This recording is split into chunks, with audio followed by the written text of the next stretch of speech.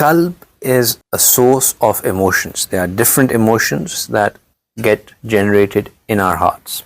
Our brain or our mind is the place for intellect. This is the place where all the thoughts get generated. And this is the place where it's like a computer that all your thoughts get processed in this place as well.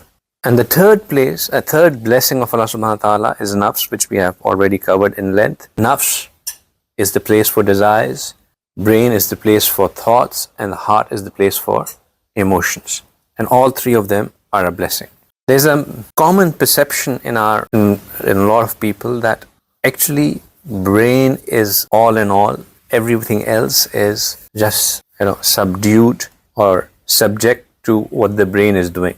But in reality, brain is just the processor, as I said. You give it something, it will process it, and it will churn out more actions out of it.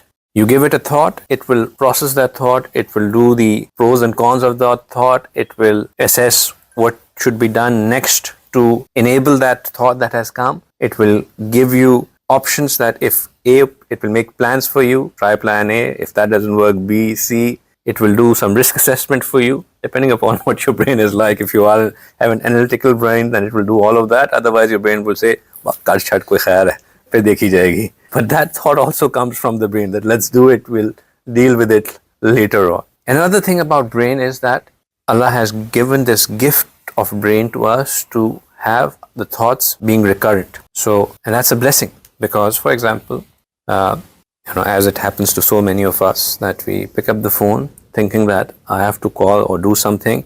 We open our WhatsApp and then new messages have come and we start going through them. And then after a while, you're like, what did I pick the phone up for? Well, who was I about to, message? What was I about to do? And then, you're suddenly lost. After 20 minutes, it will come back. Oh, I had to. Actually, this is what I was supposed to do. A very good example of understanding how brains work is that brains are like the roundabout on a busy junction. The traffic would keep on coming from all directions in there.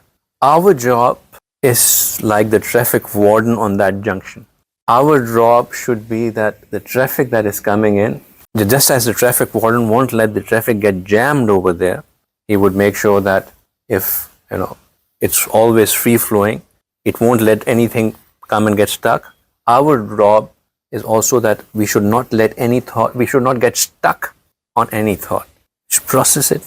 If it's a good one, do some action on it. If it's not a good one, discard it, pass it out.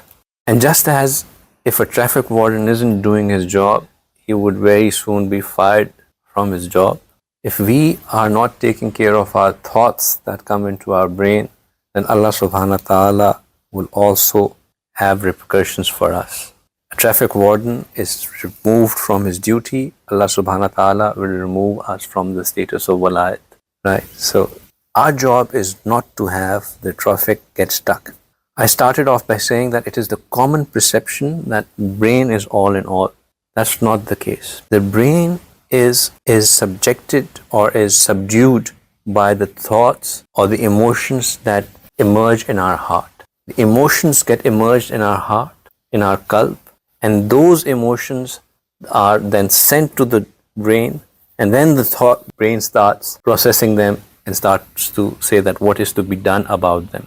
You are in love, your brain would have, processing that how am I supposed to express this love.